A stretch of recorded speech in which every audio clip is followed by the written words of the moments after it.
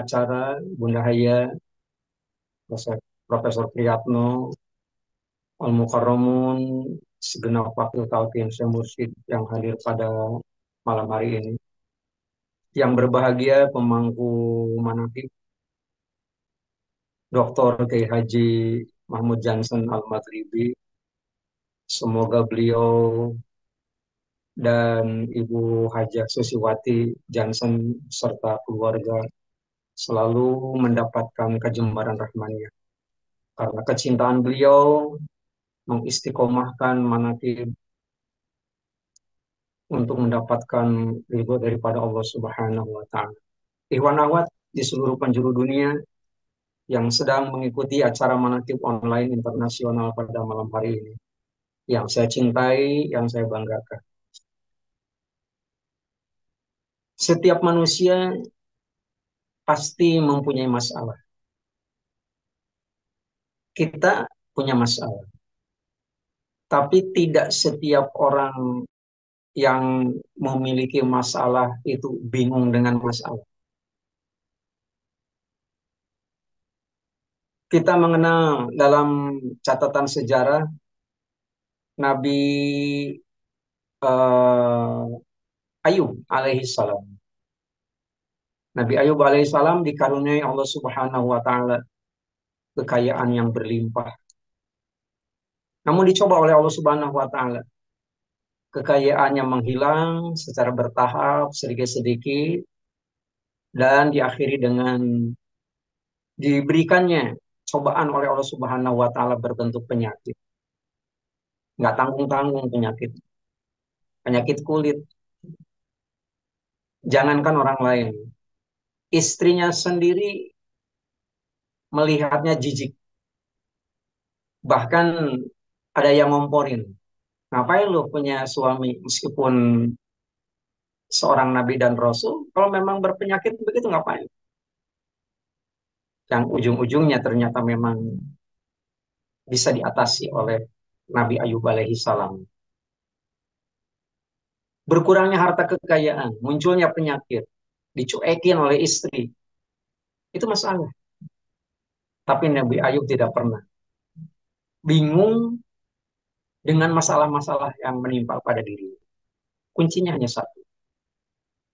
La yukallifullahu nafsan illa wus'aha. Allah tidak memikulkan beban melebihi kemampuan daripada hamba. Itu kunci.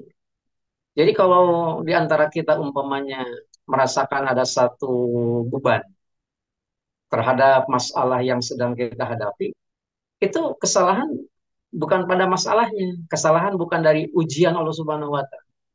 Kesalahan ada pada dua titik. Yang pertama, kita salah menggunakan pikulan. Yang kedua, kita salah menggunakan cara memikulnya. Itu biasanya begitu persoalan. Nabi Ayub diberikan limpahan harta kekayaan, kemudian menjadi miskin, itu kan masalah. Kalau dilihat daripada sisi logika, kayaknya apa ada orang yang bisa menerima dengan cara demikian ujian daripada Allah Subhanahu wa taala. Mungkin secara harfiah kita bisa menerjemahkan, masa iya sih Nabi Ayub tenang-tenang aja gitu. Saya yakin, apalagi seorang nabi dan rasul itu pasti telah dibekali modal bagaimana caranya mengatasi masalah. Gak ada yang dilakukan oleh Nabi Ayub kecuali semua persoalan yang dia hadapi kembali diserahkan kepada Allah Subhanahu wa taala. Selesai gitu. Kita mengenal dalam catatan sejarah Nabi Nuh alaihi salam. Usianya kan sangat panjang. Walaqad arsalna Nuhan ila qaumi falabisa fihim alfasanatin ila khamsina. 950 tahun usianya Nabi. Dari 950 tahun itu sendiri ternyata hanya 40 orang yang masuk ke dalam agama. Ironisnya, yang tidak masuk ke dalam agamanya, anak dan istrinya sendiri. Luar biasa. Ujian daripada Allah Subhanahu wa taala. Ternyata kan ini masalahnya bukan masalah kecil, bukan masalah ecek-ecek.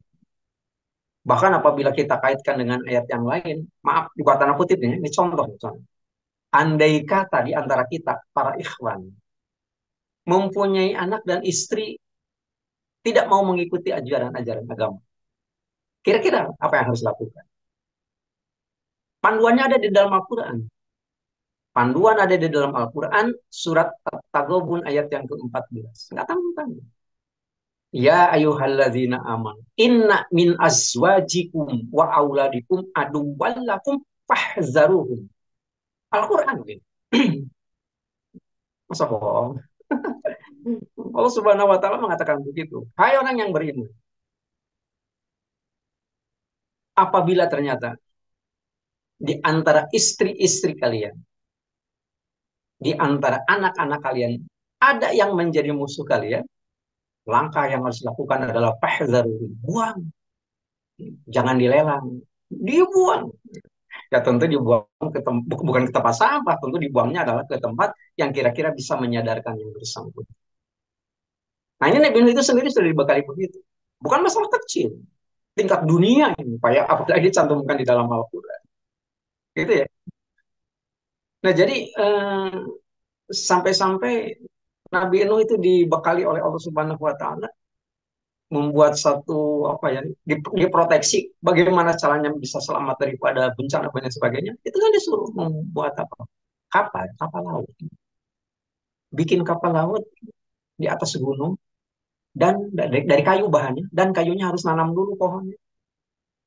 Bayangin aja, apabila ternyata diukur oleh kemampuan akal, kayaknya akal nggak akan mampu.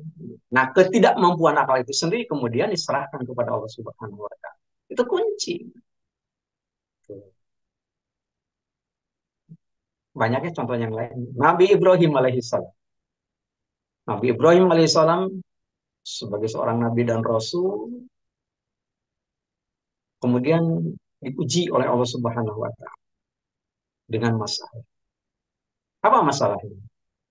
Kalau di beberapa ayat Al-Quran kan dapat kita simak. Dalam artian, eh, maaf nih, kalau dulu kan di Indonesia ada sebutan ya, pada waktu zaman Pak Harto apa, menjadi presiden dulu, itu kan ada sebutan yang ditempelkan kepada nama beliau, Bapak Pembangunan.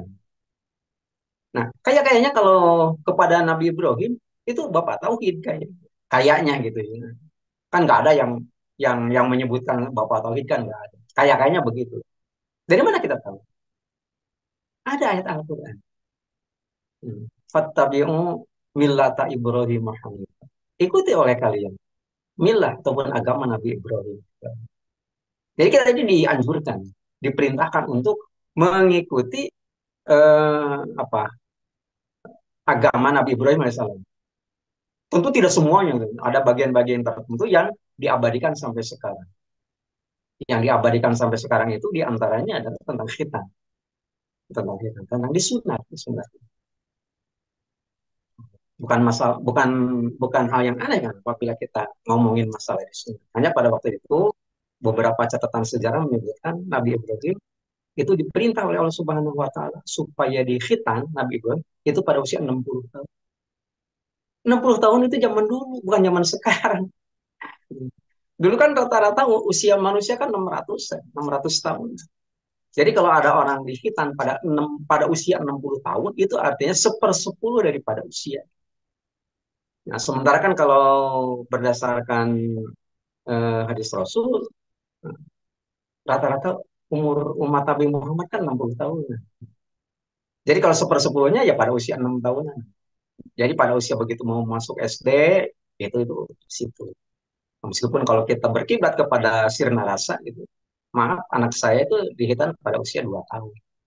Malah salah seorang ikhwan gitu ya dari Jakarta Aras itu dihitan pada usia 1 minggu. Tapi laki-laki itu milah gitu ya. Tapi yang lebih apa ya eh, apa bagaimana Nabi Ibrahim itu sendiri diuji oleh Allah Subhanahu Wa Taala. Itu ternyata kan eh, Nabi Ibrahim ayahnya kan namanya Azar dalam Al-Quran kan. Itu sebagai pembuat patung dan juga sebagai penyembah patung. Jadi patung yang dibikin oleh yang bersangkutan juga disembah sebagai Tuhannya. Nah, sementara yang namanya Nabi Ibrahim sebagai Bapak Tauhid itu kan bertolak belakang. Begitu berat gitu ya. Begitu berat ujian dari Allah Subhanahu wa taala yang diberikan kepada Nabi Ibrahim. Tapi Nabi Ibrahim tidak salah mikul. Ya, jadi tidak ada beban apa artinya begini. Allah tidak memikulkan beban melebihi kemampuan makhluknya. Jadi jangan salah gitu ya. Nabi Ibrahim itu tetap menggunakan pikulan. Pikulannya apa? Pikulannya adalah Allah Subhanahu wa taala. Bagaimana cara memikulnya? Serahkan saja semuanya kepada Allah Subhanahu wa taala. Ini kan skenario semua dari Allah. Begitu. Jadi Pak Azhar, bapaknya Nabi Ibrahim, selain daripada pembuat patung juga sebagai penyembah, penyembah patung, sementara Nabi Ibrahim itu penganjur tauhid. Setelah diserahkan kepada Allah Subhanahu wa taala, nyaman ya. Enggak pernah bingung Nabi Ibrahim dalam catatan sejarah. Tuh. Nabi Muhammad Shallallahu alaihi wasallam punya Abu Thalib, punya Abu Jahal, punya Abu Lahab. Itu kan bukan masalah kecil, bukan masalah kecil.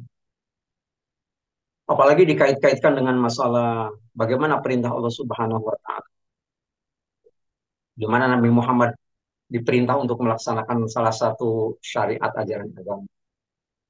Sholat umpamanya lewat perjalanan Isra Mi'raj dan sebagainya.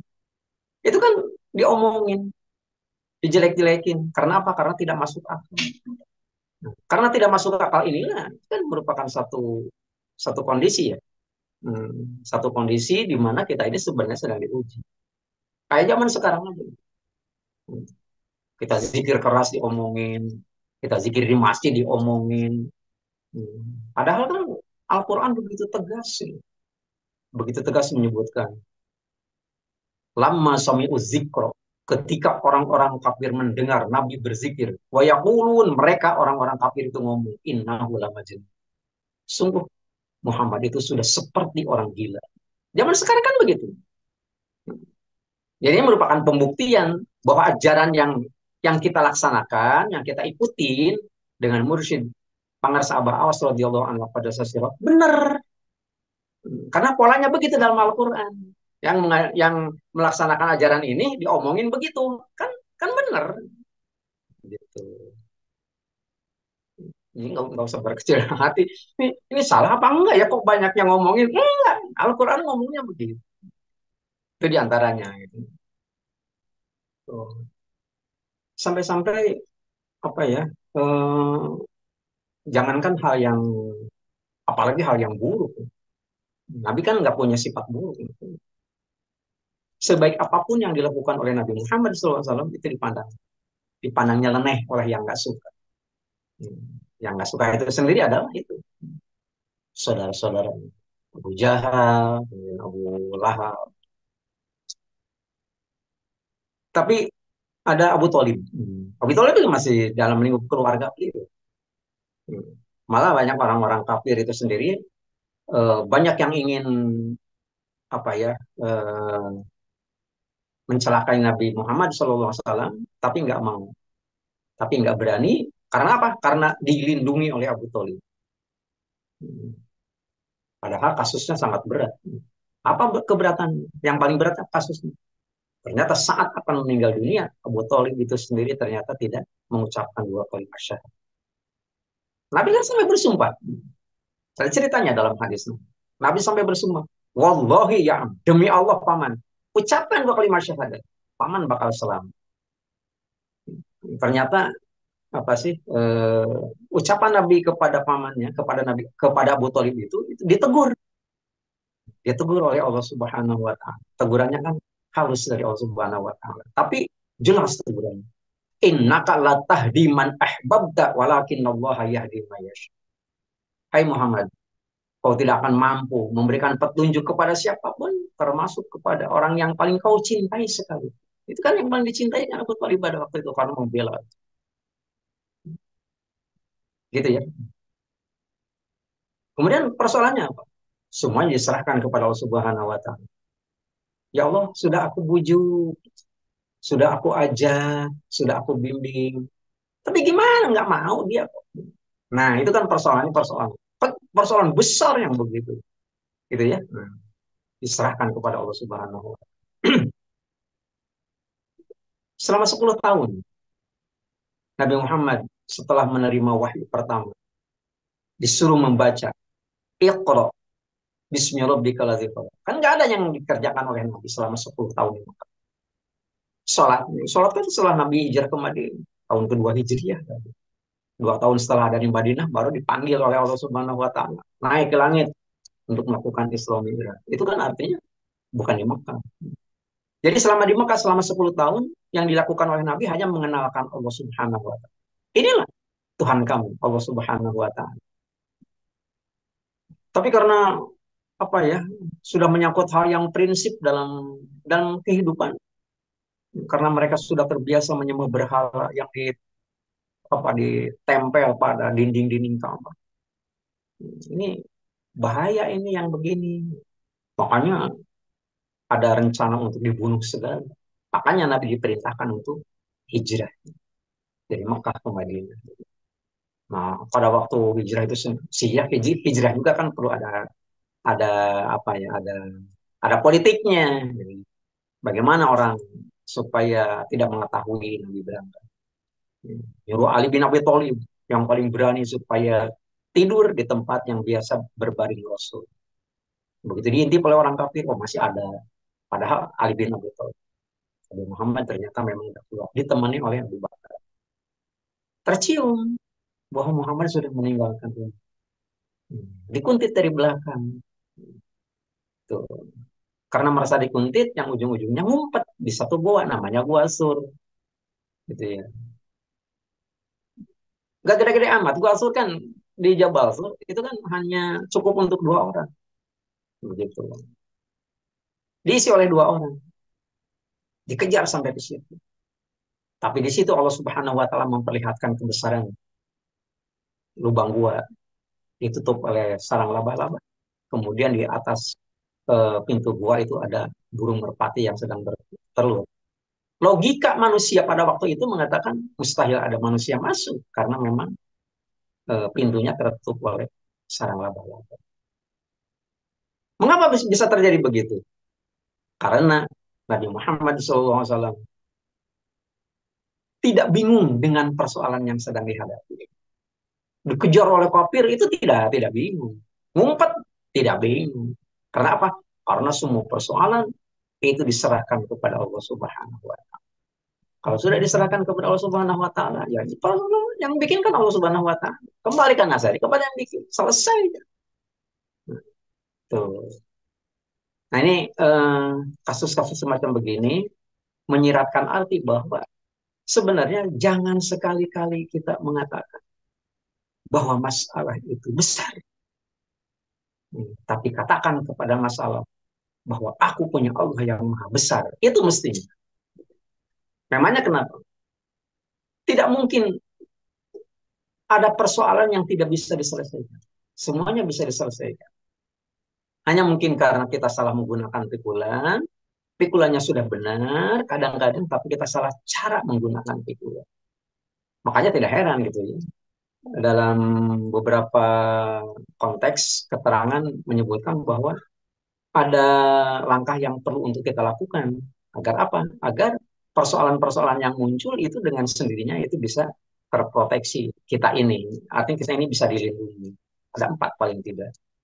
Yang pertama, asumtu ilas salamu. Diam itu bisa mengantarkan kita pada keselamatan.